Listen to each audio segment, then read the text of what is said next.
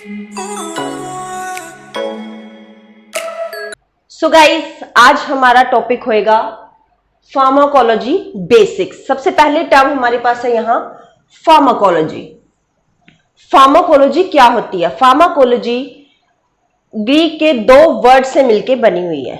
सबसे पहला वर्ड है फार्माकोन, जिसका मतलब होता है ड्रग, एंड दूसरा वर्ड हमारे पास है लॉगस, जिसका मतलब होता है टू स्टडी। तो इसके वर्ड से ही हमें पता चल रहा है ड्रग्स की स्टडी को ही हम फार्माकोलॉजी कहते हैं। अब इसकी डेफिनेशन देख लेते हैं। It is a medical science which deals with the drugs. ये ऐसी मेडिकल साइंस है जो कंप्लीटली ड्रग्स की स्टडी से रिलेट करती है, बिलोंग करती है। Next, it include the detail study of the history.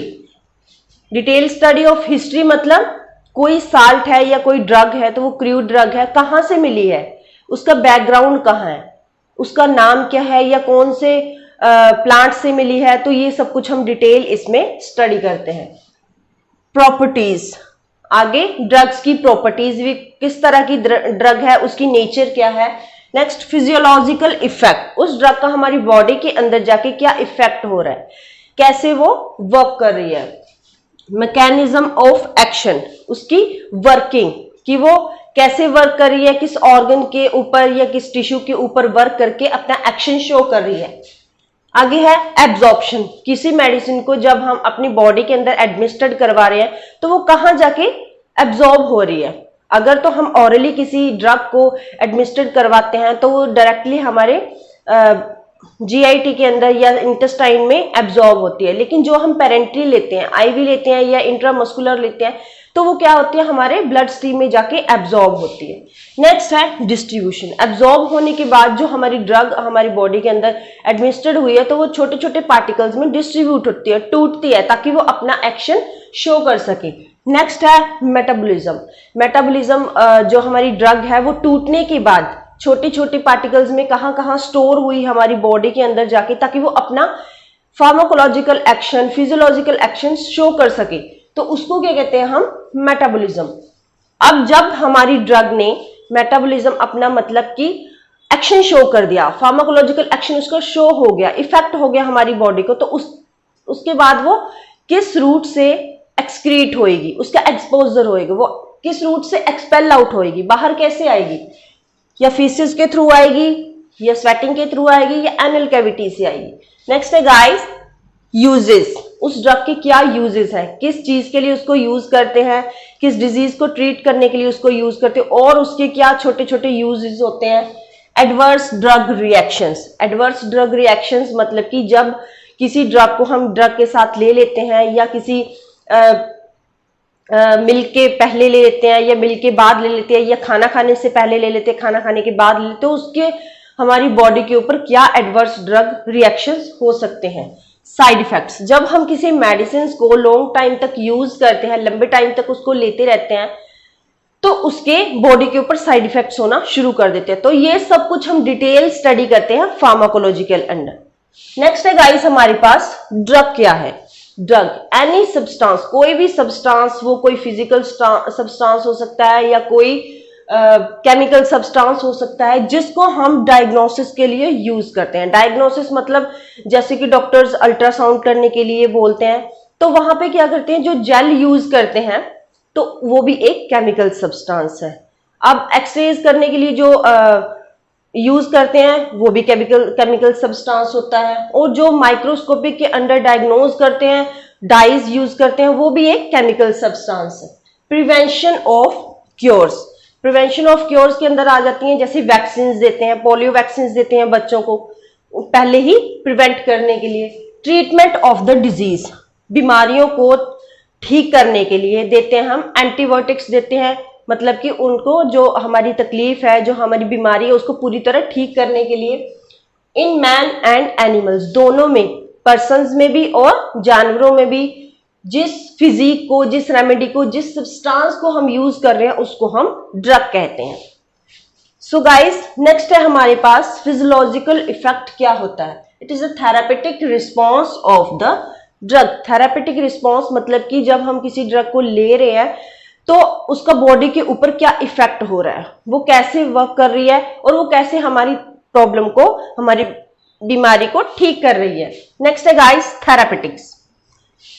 Therapeutics क्या होता है? It is a branch of medicine which deals with the use of the drugs for curing and relieving the symptoms. ये एक medicine की branch होती है, इसमें medicine होती हैं।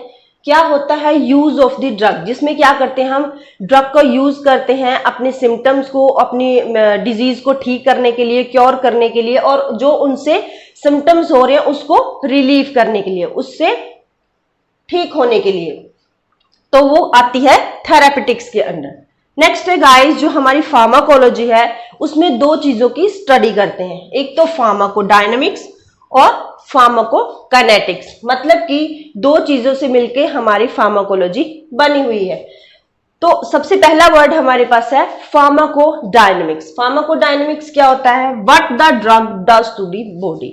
इसका मतलब है कि जो हम ड्रग ले रहे हैं उसका हमारी बॉडी के ऊपर क्या इफेक्ट हो रहा है। जब उसको हम अपनी बॉडी के अंदर एडमिनिस्टर कर रहे हैं तो वो किस तरह से अपना एक्शन शो कर रहे हैं, किस तरह से हमारी तकलीफ को ठीक कर रही है, तो वो है pharmacodynamics. It deals with the biochemical and the physiological effect of the drug and their mechanism of action।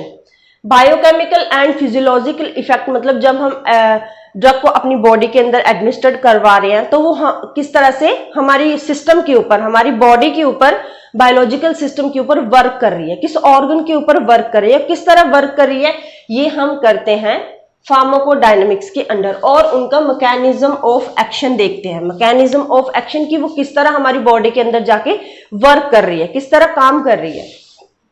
Next है गाइस हमारे पास pharmacokinetics. Pharmacokinetics what the body does to the drug. अब जो ड्रग हम एडमिनिस्टर करवा रहे हैं किसी डिजीज को ठीक करने के लिए, तो वो हमारी बॉडी उसके लिए क्या इफेक्ट शो कर रही है, हमारी बॉडी उसके लिए क्या काम कर रही है। सो इसमें हम क्या करते हैं, एडीएमई ऑफ द ड्रग को यहां पे स्टडी करते हैं। एडीएमई यहां पे क्या है? Absorption, distribution, metabolism and excretion. Absorption, distribution, metabolism and excretion. Absorption मतलब कि जब हम किसी ड्रग को, किसी मेडिकामेंट्स को अपनी बॉडी के अंदर एडमिनिस्टर करवा रहे हैं तो वो कहाँ जाके एडमिनिस्टर हो रही है। जैसे मैंने आपको पहले बताया गाइस कि अगर तो हम कोई भी मेडिसिन पेरेंटली लेते हैं, इंट्रावेन्स लेते हैं या इंट्रामस्कुलर लेते हैं, तो डायरेक्ट हमारे ब्लड स्ट्रीम में जाके वो ब्लड में एब्जॉर्ब होती है। लेकिन जो हम ऑरली लेते हैं तो वो हमारी जीआईटी में या इंटेस्टाइन में जाके एब्जॉर्ब होती है। एब्जॉर्ब होने के बाद वो छोटे छोटे पार्टिकल्स में डिस्ट्रीब्यूट हो जाती है, टूटने लग जाती है, ताकि वो नेक्स्ट अपना एक्शन शो कर सके। आगे है मेटाबॉलिज्म, बायो ट्रांसफॉर्मेशन, मतलब कि वो कहाँ पे जाके हमारी बॉडी के अंदर टूटने के बाद स्टोर हो रही है ताकि वो अपना फिजियोलॉजिकल इफेक्ट शो कर सके। नेक्स्ट है गाइस एक्सक्रीशन। अपना एक्शन शो करने के बाद, हमारी प्रॉब्लम को ठीक करने के बाद वो किस रूट से एक्सक्रीट हो रही है, बाहर आ रही है, एक्सपेल आउट हो रही है, तो उसको हम क्या कहते हैं? एक्सक्रीशन। तो एडीएमई ऑफ द ड्रग को हम, हमारी बॉडी क्या करती है? स्टडी करती है। इसमें क्या करते हैं? बॉडी वर्क कर रही है। फार्माकोकाइनेटिक्स में क्या कर रही है? हमारी बॉडी जो है वो ड्रग के लिए कैसा रिस्पॉन्स शो कर रही है, उसको हम कहते हैं फार्माकोकाइनेटिक्स। नेक्स्ट टर्म हमारे पास है क्लिनिकल फार्माकोलॉजी। क्लिनिकल फार्माकोलॉजी को हम क्लिनिकल ट्रायल्स भी कहते हैं। तो यहाँ पे ये जो ट्रायल वर्ड है, इससे हमें पता चल रहा होगा कि इसका मतलब होता है टेस्टिंग करना, टेस्ट करना। It deals with the scientific study of the drugs on the man. इसमें हम क्या करते हैं, जो ड्रग्स होती है उसकी साइंटिफिक स्टडी करते हैं मैन्स के ऊपर, पर्सन्स के ऊपर। It can be studied in patients और हेल्दी पर्सन्स, मतलब कि जब कोई मेडिसिन हम तैयार कर लेते हैं तो किस प्रॉब्लम के लिए उसको तैयार किया हुआ है, किस डिजीज के लिए तैयार किया हुआ है, उसकी टेस्ट करते हैं हम पेशेंट्स में। या तो वो पेशेंट्स को देते हैं जिस प्रॉब्लम के साथ, जिस डिजीज के साथ वो पेशेंट है, या वो हेल्दी पर्सन्स में देते हैं कि उसका क्या इफेक्ट होता है। तो उसको हम क्या कहते हैं, उस स्टडी को हम कहते हैं क्लिनिकल फार्माकोलॉजी। अब यहां है pre clinical testing. Pre clinical testing क्या होता है? It is the study of the drugs on the animals. जब क्या करते हैं, लेबोरेटरीज में ड्रग्स को प्रिपेयर कर लिया जाता है, तो वहां पे क्या करते हैं, टेस्टिंग करते हैं, एक्सपेरिमेंटल करते हैं, एक्सपेरिमेंट्स करते हैं एनिमल्स के ऊपर। इसके लिए हम एनिमल्स लेते हैं रैट, रैबिट या फ्रॉग।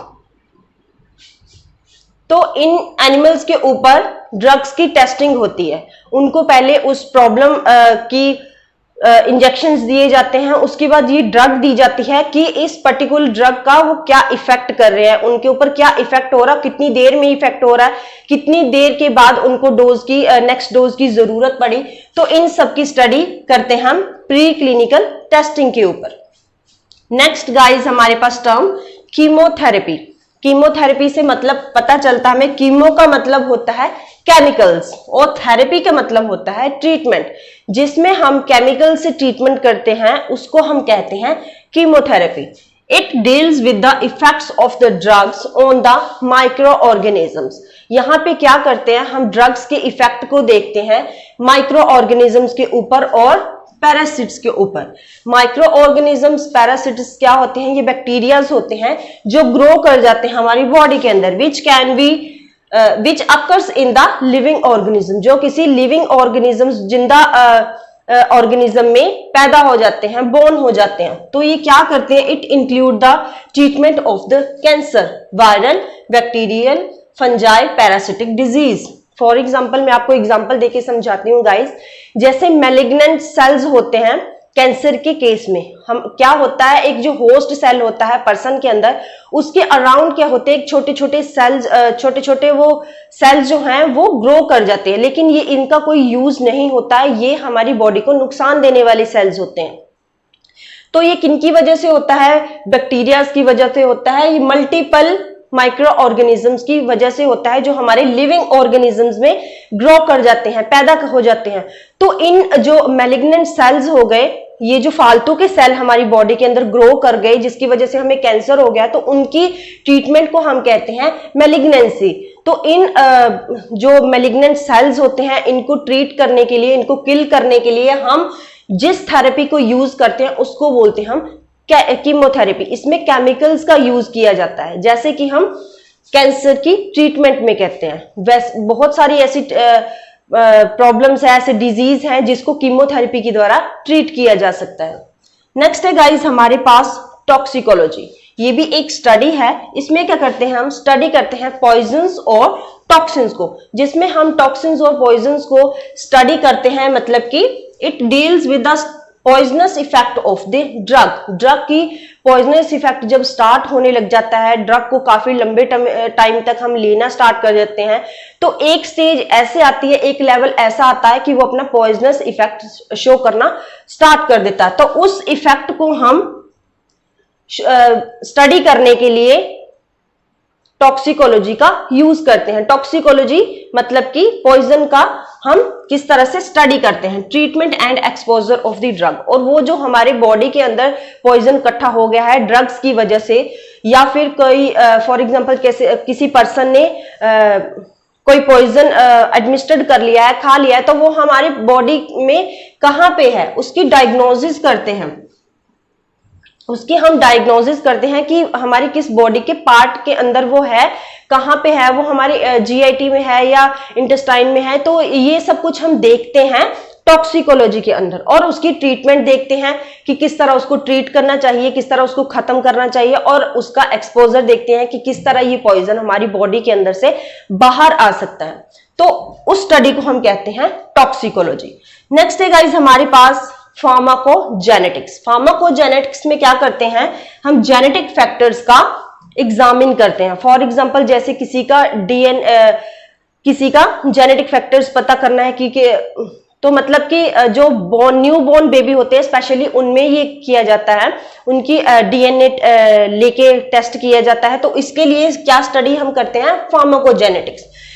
इस स्टडी में जो रिएक्शंस होते हैं उन रिएक्शंस को हम कहते हैं आइडोसिंक्रिएटिक रिएक्शंस, और जो आइडोसिंक्रिएटिक रिएक्शंस होते हैं उसकी स्टडी को हम कहते हैं आइडोसिनक्रिएसी। तो इसमें क्या होता है, फॉर एग्जांपल जैसे कोई न्यूबॉर्न बेबी है, उसके जो मदर है या उसके जो बाप दादाएं हैं, उनके पूर्वज हैं, तो उनको कोई फॉर एग्जांपल जैसे अस्थमा की प्रॉब्लम होगी, तो जो न्यूबॉर्न बेबी है उसको भी अस्थमा की प्रॉब्लम होगी।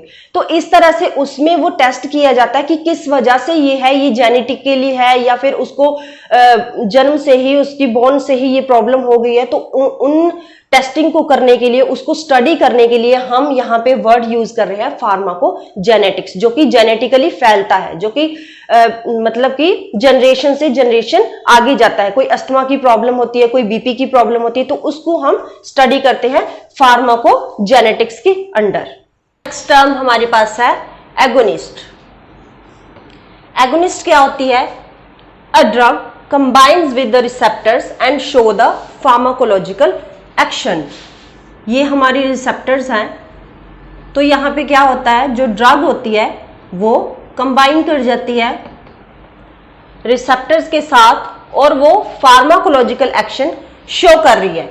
ड्रग रिसेप्टर के साथ बाइंड कर रही है और फार्माकोलॉजिकल एक्शन अपना शो कर रही है। For example ji protein couple receptors. Next है एंटागोनिस्ट। ये क्या है? एगोनिस्ट का इनवर्स है।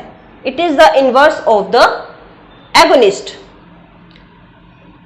A drug which combines with the receptors and block without show the pharmacological actions। इसमें भी क्या होता है, जो ड्रग है हमारी रिसेप्टर्स के ऊपर बाइंड कर रही है और ब्लॉक हो जा रही है, वो फार्माकोलॉजिकल एक्शन शो नहीं कर रही है। फार्माकोलॉजिकल एक्शन को वो क्या कर रही है, इफेक्ट को क्या कर रही है, वो ब्लॉक कर देती है। ड्रग जब रिसेप्टर्स के साथ बाइंड हो गई, फार्माकोलॉजिकल एक्शन वहां शो नहीं हो रही है, वो एक्ट कर रही है without showing the pharmacological action. तो ये तीन तरह के होते हैं गाइस जो एंटागोनिस्ट है, chemical antagonist, functional antagonist and the competitive antagonist. सबसे पहला केमिकल एंटागोनिस्ट क्या होता है? Interaction between the agonist and antagonist. जब एगोनिस्ट और एंटागोनिस्ट क्या करते हैं, इंटरैक्शन में वर्क कर रहे हैं, केमिकल इंटरेक्शन उन दोनों में हो रही है। फॉर एग्जांपल पीसीएम या डिक्लो, पैरासीटामोल या डिक्लोफिनेक जब हम साथ में लेते हैं तो उनका इफेक्ट क्या हो जाएगा, वहां पे केमिकल इंटरेक्शन हो रही है, या तो इफेक्ट इंक्रीज हो जाएगा बहुत ज्यादा या डिक्रीज हो जाएगा बहुत ज्यादा, या फिर उनका इफेक्ट नील हो जाएगा, वहां पे कोई भी फार्माकोलॉजिकल एक्शन शो नहीं होएगा। Functional antagonist. फंक्शनल एंटागोनिस्ट में क्या है? Interaction to the agonist which act independently. यहां पे क्या है, एगोनिस्ट और रिसेप्टर्स के बीच में क्या है, इंडिपेंडेंटली वो वर्क कर रहे हैं, उनके बीच में फंक्शनल इंटरेक्शंस हो रही है, जिसमें क्या होता है, ऑपोजिट इफेक्ट प्रोड्यूस हो रहा है। जैसे यहां पे क्या होती है, दो ड्रग्स कंबाइन हो रही है। फॉर एग्जांपल जैसे पैरासीटामोल और डिक्लोफिनेक, दोनों कंबाइंस हो रही है, लेकिन उनका इफेक्ट क्या हो रहा है, जीरो इफेक्ट हो रहा है, क्योंकि वहां पे ये जो एगोनिस्ट है वो इनडायरेक्शन में वर्क कर रहा है और जो हमारा फंक्शनल एंटागोनिस्ट है वो उसके इफेक्ट को जीरो कर रहा है, ब्लॉक कर रहा है, इसलिए वहां पे कोई फार्माकोलॉजिकल एक्शन शो नहीं हो रहा है। कॉम्पिटिटिव एंटागोनिस्ट लास्ट एंटागोनिस्ट का पार्ट है। The drug with more competitive power. इस केस में क्या होता है, जो हमारी ड्रग है वो मोर कॉम्पिटिटिव पावर के साथ वर्क कर रही है और वो बाइंडिंग साइट्स, मतलब कि रिसेप्टर्स की जो बाइंडिंग साइट्स होती है वहां पे बाइंड हो रही है। यहां पे जो ड्रग है बाइंडिंग साइट्स के ऊपर, जहां पे बाइंडिंग साइट्स है वहां पे बाइंड हो रही है और क्या कर रही है, वो मोर कॉम्पिटिटिव पावर के साथ वर्क कर रही है। लेकिन ये क्या कर रहा है, कॉम्पिटिटिव एंटागोनिस्ट क्या है, उनके जो फार्माकोलॉजिकल एक्शन है उसको क्या कर रहा है, ये एंटागोनाइज कर रहा है, ब्लॉक कर रहा है, वहां पे कोई फार्माकोलॉजिकल एक्शन शो नहीं हो रहा है। सो गाइस, नेक्स्ट टर्म हमारे पास है टॉलरेंस। टॉलरेंस मतलब कि बर्दाश्त नहीं करना। When the tissues does not respond to the drug or a condition of producing the decreased response to the drug on continuous use of the same। इस condition में क्या हो रहा है, मतलब कि हमारा जो टिश्यूज है, बॉडी टिश्यूज है, सेल्स है, वो ड्रग के लिए कोई रिस्पॉन्स नहीं कर रहे हैं। किस कंडीशन में, और उसका जो रिस्पॉन्स है वो डिक्रीज होता जाता है। किस कंडीशन में? जब हम ड्रग्स का कॉन्टिन्यूसली सेम ड्रग का यूज कर रहे हैं। इसमें क्या होता है गाइस, फॉर एग्जांपल जैसे कोई पेशेंट है वो लगातार किसी मेडिसिन को काफी लंबे समय से ले रहा है, लॉन्ग टाइम से यूज कर रहा है, तो एक लेवल ऐसा आता है कि उसका जो इफेक्ट है वो धीरे धीरे डिक्रीज होता जाता है, और एक लेवल ऐसा आता है जब वो बिल्कुल ही उसका इफेक्ट जो है वो निल हो जाता है, वो बिल्कुल फार्माकोलॉजिकल एक्शन अपना बॉडी पे शो नहीं कर रहा है। तो उस कंडीशन को क्या कहते हैं? टॉलरेंस। फॉर एग्जाम्पल जैसे हमारी लाइफ में कोई ऐसा एक पर्सन है जो हमें परेशान कर रहा है, बार बार वो हमें ये बातें बोल रहा है, ये कर रहा है, तो वो क्या हो रहा है, हम उसको एक टाइम के लिए ऐसे बोलते हैं मैं अब और तुझे टॉलरेट नहीं कर सकता। तो उस कंडीशन में क्या होता है, जब बार बार हम किसी मेडिसिन को, सेम मेडिसिन को अपनी बॉडी के अंदर एडमिनिस्टर करवा रहे हैं, काफी लंबे समय तक दे रहे हैं, अपनी बॉडी को दे रहे हैं, वो इंसर्ट करवा रहे हैं, तो वो क्या हो रहा है, एक कंडीशन ऐसी आ रही है जब बॉडी टिश्यूज, बॉडी सेल्स जो हैं उसके लिए रिस्पॉन्स शो नहीं कर रहे, बॉडी उसको टॉलरेट नहीं कर रही है, तो उसी कंडीशन को हम क्या कहते हैं? टॉलरेंस। नेक्स्ट है गाइस हमारे पास therapeutic index. It is the ratio of the lethal dose to the maximum effective dose. Lethal dose यहां पे क्या है? Toxic dose. जहां जितना हमें फार्माकोलॉजिकल एक्शन शो होना है उससे ज्यादा टॉक्सिक डोज, तो lethal dose upon the maximum effective dose, और इसका फॉर्मूला क्या है? LD50 upon the AD50। मैं आपको ग्राफ से समझाती हूं गाइस। जैसे हम कोई ड्रग है वो ले रहे हैं, तो वो क्या कर रहा है, उसका इफेक्ट हमें क्या होता है, धीरे धीरे आना शुरू होता है, और ये मैक्सिमम लेवल है हमारा, धीरे धीरे आना शुरू हो जाता है, यहां तक वो शो कर रहा है, और एक लेवल ऐसा आता है कि वो उसका इफेक्ट इंक्रीज हो रहा है। कहां पे? जब हम उसकी ज्यादा डोज ले रहे हैं, ज्यादा डोज से क्या हो गया, ये मैक्सिमम लाइन से ऊपर चला गया, मतलब कि ये टॉक्सिक डोज हो गई हमारे लिए, टॉक्सिक डोज हमारी बॉडी के लिए जो नुकसान कर रही है, तो उसी लेवल को हम क्या कहते हैं? लीथल डोज कहते हैं। जो क्या करता है, half of the animal populations, जो क्या करता है, जब हम उसकी प्री क्लिनिकल टेस्टिंग करते हैं, कोई मेडिसिन तैयार कर देते हैं, एनिमल्स के ऊपर उसका टेस्ट कर रहे हैं, तो हाफ ऑफ द जो एनिमल्स है उसको किल कर रहा है, वो उसको बोलते हैं हम थेरेपेटिक इंडेक्स।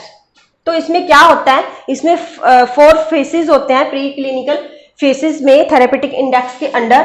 फर्स्ट फेज में हम क्या करते हैं, जब कोई मेडिसिन हम तैयार कर देते हैं, बिल्कुल ड्रग तैयार हो गई हमारी, तो हमने उसको टेस्ट करना है किसी पर्टिकुलर डिजीज के लिए, तो क्या करते हैं, सबसे पहले हम उसको हेल्दी वॉलंटियर्स में देते हैं, हेल्दी पर्संस को देते हैं, देखते हैं कि कितना असर इसका हुआ। उसके बाद small of the volunteers, second phase में उसको कम पेशेंट्स को देते हैं, कम वॉलंटियर्स को देते हैं, देखते हैं कि उसका फार्माकोलॉजिकल एक्शन कितना आया। थर्ड में हम देखते हैं large number of patients, large number, बहुत सारे ले लिए हमने, उसके ऊपर टेस्ट करके देखा, पहले थोड़े में करके देखा फेज 2 में, और फेज 3 में हम क्या चले गए, बहुत ज्यादा जो हेल्दी पर्संस है उसमें हमने उसको टेस्ट करके देखा, और फोर्थ में हमने क्या किया, उसको मार्केटिंग के लिए सर्वे कर दिया कि अब हम इस मेडिसिन को क्या कर सकते हैं, मार्केट में सेल कर सकते हैं, ताकि लोग अपनी डिजीज के लिए इसको बाय कर सकें। नेक्स्ट टर्म है हमारे पास सिनर्जिज्म। सिनर्जिज्म क्या होता है, the combination of the 2 drugs enhance their effectiveness known as the additive effect. जब हम 2 ड्रग्स को कंबाइन करके ले लेते हैं तो उसके इफेक्ट क्या होता है, इनहांस हो जाता है, उसका फार्माकोलॉजिकल एक्शन क्या होता है, इनहांस हो जाता है, drug plus drug effectiveness enhance. For example यहां हम आयरन की टैबलेट ले रहे हैं और विटामिन सी की टैबलेट ले रहे हैं, तो जब आयरन के साथ विटामिन सी की टैबलेट हमने ले ली तो क्या होगा, इफेक्टिवनेस इनहांस हो गई। क्यों? क्योंकि जो विटामिन सी हमारे पास है वो आयरन की एब्जॉर्प्शन को इंक्रीज कर जाता है, जिसकी वजह से क्या होता है, इफेक्टिवनेस भी इंक्रीज हो जाती है। तो उस इफेक्ट को क्या कहते हैं हम, सिनर्जिज्म। नेक्स्ट है गाइस हमारे पास पोसोलॉजी। पोसोलॉजी यहाँ पे क्या है, deals with the study of doses, मतलब कि इसमें हम क्या कहते हैं, डोजेस को स्टडी करते हैं। कौन सी डोजेस को स्टडी करते हैं, जैसे कि कोई पेशेंट है वो बीपी की टैबलेट ले रहा है, तो उसको कितने टाइम के बाद वो डोज लेनी पड़ेगी और कितने टाइम के लिए लेनी पड़ेगी और कितनी mg लेनी पड़ेगी, उसको 20 mg देनी है, 30 देनी है या 40 mg देनी है, और उसको कितने डेज के लिए देनी है। कुछ पेशेंट्स ऐसे होते हैं जिनको लाइफ टाइम बीपी की टैबलेट लेनी पड़ती है, और कुछ ऐसे होते हैं जिनको डॉक्टर्स क्या करते हैं, कोई उनको मेडिसिन दे रखी है और उसके कारण उनको क्या हो रहा है, बीपी राइज हो रहा है या डाउन हो रहा है, तो उसके लिए 5 डेज के लिए, जैसे दूसरी मेडिसिन का कोर्स है तो उतने दिन के लिए डॉक्टर्स क्या करते हैं, बीपी के मेडिसिन उनको प्रिस्क्राइब कर दी। तो उस कंडीशन में क्या करते हैं, हम डोजेस को स्टडी करते हैं कि कितने टाइम तक इस पेशेंट को डोज देनी चाहिए या कितनी डोज देनी चाहिए, और लाइफ टाइम चलेगी या शॉर्ट टाइम के लिए चलेगी। तो वहां पे हम डोजेस को स्टडी करने के लिए क्या बोलते हैं, पोसोलॉजी। और यहां पे नेक्स्ट है हमारे पास प्लेसबो। प्लेसबो क्या होता है, इनर्ट डोजेस। इनर्ट डोजेस मतलब कि जिनमें कोई भी ड्रग नहीं होती है, जो ओपनली चलती है, which are simple sugar tablet. ये क्या है, सिंपल शुगर टैबलेट होती है, सुक्रोज या लैक्टोज इनमें होता है, ये सिंपल शुगर की बनाई हुई होती है, for sleep and general wellbeing. इसमें क्या करते हैं, पेशेंट को ताकि वो सही रहे, उसको अच्छी नींद आए, उसकी बॉडी ठीक रहे, on the strictly improvement advised by the doctor और प्रेस्क्राइबर। यहाँ पे क्या होता है, फॉर ये जो फैक्टर है ये पूरा साइकोलॉजी के ऊपर डिपेंड करता है, साइकोलॉजिकल फैक्टर यहाँ पे वर्क करता है। कुछ पेशेंट्स ऐसे होते हैं गाइस जो क्या करते हैं, जिनको अच्छी नींद आती है, लेकिन उनको क्या होता है कि जब मैं नींद की टैबलेट लूंगा तभी मुझे नींद आएगी, अगर मैं फीवर की टैबलेट डेली लूंगा तभी मुझे फीवर ठीक रहेगा। तो उस कंडीशन में क्या होता है गाइस, डॉक्टर्स क्या करते हैं, ये इनर्ट डोजेज, ये प्लेसबो टैबलेट उनके लिए प्रिस्क्राइब कर देते हैं, ताकि उनको ये रहे, उनकी साइकोलॉजी, उनका भ्रम ये रहे कि उनको मेडिसिन दे रखी है और वो शुगर टैबलेट, वो इनर्ट टैबलेट जिसमें कोई भी ड्रग नहीं है, वो टैबलेट लेके वो ठीक रहते हैं। तो उनको ये प्लेसबो टैबलेट जो डॉक्टर्स होते हैं वो प्रेस्क्राइब करते हैं। नेक्स्ट है गाइस हमारे पास टेराटोलॉजी। टेराटोलॉजी इसमें क्या होता है, harmful effect of the drugs on the foetus. इसमें क्या करते हैं, जैसे कोई लेडी है वो प्रेग्नेंट है, तो प्रेगनेंसी के दौरान क्या होता है, फीटस के ऊपर ड्रग्स को, उसके हार्मफुल इफेक्ट को यहाँ पे स्टडी किया हुआ है। जैसे कोई प्रेगनेंसी के दौरान क्या होता है, उनको बहुत सारी प्रॉब्लम होने लग जाती है, कुछ ऐसी चीजें होती है बॉडी में जो बढ़ने लग जाती हैं, कुछ ऐसी चीजें होती है जो घटने लग जाती हैं। तो उस कंडीशन में क्या होता है, डॉक्टर्स क्या करते हैं, उनको ड्रग्स जो है वो प्रेस्क्राइब कर देते हैं। लेकिन इस कंडीशन में क्या करना चाहिए गाइस, कम से कम मेडिसिन लेनी चाहिए, क्योंकि बहुत सारी ऐसी मेडिसिन हैं जो हमारे प्लेसेंटा को क्रॉस करके हमारे फीटस को नुकसान पहुंचाती है, हमारे एम्ब्रियो को, मतलब कि हमारा जो चाइल्ड है उसको नुकसान पहुंचाती है। तो बहुत कम ऐसी मेडिसिन लेनी चाहिए जो कि हमारे प्लेसेंटा को क्रॉस ना करे। डॉक्टर की एडवाइस पे ही हमें हर मेडिसिन लेनी चाहिए, अपने आप कोई मेडिसिन यहाँ पे अपनी मर्जी से नहीं खानी चाहिए। और कैल्शियम और आयरन जो है वो हर डॉक्टर कॉन्टिन्यूसली 9 मंथ तक और 9 मंथ के बाद भी, डिलीवरी के बाद भी यहाँ पे कंटिन्यू लेने के लिए प्रेस्क्राइब करते हैं, क्योंकि ये बहुत ज़्यादा ज़रूरी होता है। हमारे जो एम्ब्रियो, हमारा जो बेबी है उसकी ग्रोथ के लिए ये बहुत ज़्यादा ज़रूरी होती है। तो फीटस के ऊपर, हमारे बेबी के ऊपर कोई भी हार्मफुल इफेक्ट को स्टडी करने के लिए, ड्रग्स का क्या इफेक्ट हो रहा है, क्या हार्मफुल इफेक्ट हो रहा है, उसी स्टडी को हम क्या कहते हैं, टेराटोलॉजी। नेक्स्ट टर्म है हमारे पास bioavailability. It is the rate of the drug which reaches into the systemic circulation in the unchanged form. ये वो रेट है ड्रग का जो कि हमारी सिस्टमिक सर्कुलेशन में अनचेंज्ड फॉर्म में कितनी पहुंच रही है। फॉर एग्जाम्पल, जैसे कि हम ऑरली कोई टैबलेट लेते हैं या कोई और ड्रग लेते हैं, तो वो हमारे जीआईटी में या इंटेस्टाइन में कितनी पहुंच रही है, वो कितनी अपना एक्शन शो करने के लिए वहां अनचेंज्ड फॉर्म में पहुंच रही है। तो उस रेट को हम क्या कहते हैं, बायो अवेलेबिलिटी। जो हमारी पेरेंटल्स होती हैं, मतलब कि जो आईवी लेते हैं या इंट्रामस्कुलर लेते हैं, वो हमारी डायरेक्ट ब्लड स्ट्रीम में चली जाती है। डायरेक्ट ब्लड स्ट्रीम में जाने की वजह से उनका क्या होता है, वो 100% अपनी बायो अवेलेबिलिटी शो करते हैं। लेकिन जो ड्रग होती है उनकी 100% बायो अवेलेबिलिटी नहीं होती है, जो हम ऑरली ड्रग्स लेते हैं। तो उसी रेट को, उसी को स्टडी को हम क्या कहते हैं, बायो अवेलेबिलिटी, कि कितनी हमारे at the site of action, जहां पे हमने फार्माकोलॉजिकल एक्शन शो करना है, वहां पे कितनी हमारी ड्रग अनचेंज्ड फॉर्म में पहुंच रही है। नेक्स्ट है गाइस हमारे पास ADR, adverse drug reactions. Adverse drug reactions क्या होते हैं? अनवांटेड और harmful reactions due to the administration of the drug और combinations of the drug under the normal condition. जब हम कोई ड्रग लेते हैं, या तो वो अकेली लेते हैं या किसी मेडिसिन के साथ लेते हैं, कॉम्बिनेशन में लेते हैं, तो उसकी वजह से क्या होता है? हार्मफुल इफेक्ट हो गया या अनवांटेड रिएक्शंस हमारी बॉडी के ऊपर हो गई। जैसे कईयों की बॉडी ऐसी होती है, कई पर्सन्स की ऐसी बॉडी होती है जिनको विटामिन सी की टैबलेट नहीं सूट करती है, तो उनकी बॉडी पे क्या होता है? रिएक्शंस होना शुरू हो जाते हैं, इचिंग होना शुरू हो जाती है, या फेस पे रेडनेस हो गई, या छोटे छोटे से रेडनेस से दाने हो गए। तो इस तरह की रिएक्शंस हमारी बॉडी के ऊपर होना शुरू हो गए, तो उसको क्या कहते हैं? हार्मफुल और अनवांटेड रिएक्शंस जो हमारी बॉडी के अंदर हो रहे हैं। तो क्या हो रहा है? अगर तो हम अकेली ड्रग ले रहे हैं या कॉम्बिनेशन में ले रहे हैं, तो उसकी वजह से ये एडवर्स ड्रग रिएक्शंस हमें देखने को मिलते हैं। नेक्स्ट है गाइस हमारे पास साइड इफेक्ट्स। अब साइड इफेक्ट्स क्या है? ये एडीआर से रिलेटेड है, लेकिन ये एडीआर से बिल्कुल अलग है। ये क्या होता है? Any effect caused by a drug other than the therapeutic effect. Pharmacological effect के अलावा कोई ड्रग जो अपना इफेक्ट शो कर रही है, वो इफेक्ट क्या हो सकता है? हार्मफुल भी हो सकता है, न्यूट्रल भी हो सकता है, और बेनिफिशियल भी हो सकता है हमारी बॉडी के लिए। कईयों को क्या होता है? विटामिन सी या आयरन की टैबलेट लेने से भूख बढ़ती है, तो उसमें क्या होता है? वो क्या होता है? बेनिफिशियल इफेक्ट हो गया।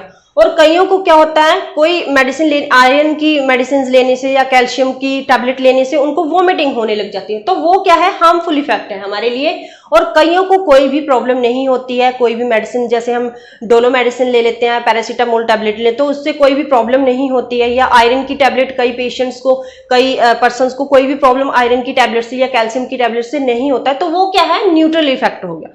तो इस तरह से जो भी इफेक्ट हमारी बॉडी के ऊपर किसी ड्रग को लेने से हो रहे हैं, तो उसको हम क्या कहते हैं? Side effects. नेक्स्ट है गाइज हमारे पास ड्रग टॉक्सिसिटी।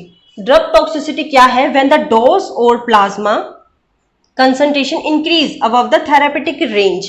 जहां तक किसी मान लो हमने कोई ड्रग बॉडी के अंदर एडमिनिस्ट्रेट करवाई, इंसर्ट करवाई, तो जहां तक उसका इफेक्ट हमें चाहिए, ये है हमारा मैक्सिमम इफेक्ट, और ये हम डोज ले रहे हैं टाइम, कितने टाइम में, तो हमारे क्या हो रहा है? जहां तक हमारी डोज मैक्सिमम इफेक्ट शो कर रही है वहां तक तो ठीक है, लेकिन जब मैक्सिमम डोज से भी ऊपर हमारी वो इफेक्ट हो रहा है, तो वो ड्रग टॉक्सिसिटी हो गई। वो ड्रग हमें क्या कर रहा है? टॉक्सिक इफेक्ट दे रहा है, तो उस इफेक्ट को हम क्या कहते हैं? ड्रग टॉक्सिसिटी, जो कि थेरापेटिक रेंज से भी ऊपर, जितना हमें थेरापेटिक रेंज तक हमें फार्माकोलॉजिकल एक्शन चाहिए उससे भी ऊपर हमें दे रहा है, तो हम हमारी बॉडी को नुकसान पहुंचा रहा है, हमारी ड्रग के अंदर टॉक्सिक वो हो रहा है, टॉक्सिसिटी हो रही है, तो उसको हम क्या कहते हैं? Drug toxicity. So guys, thank you for watching my video and please support my channel. Thank you very much. Have a nice time.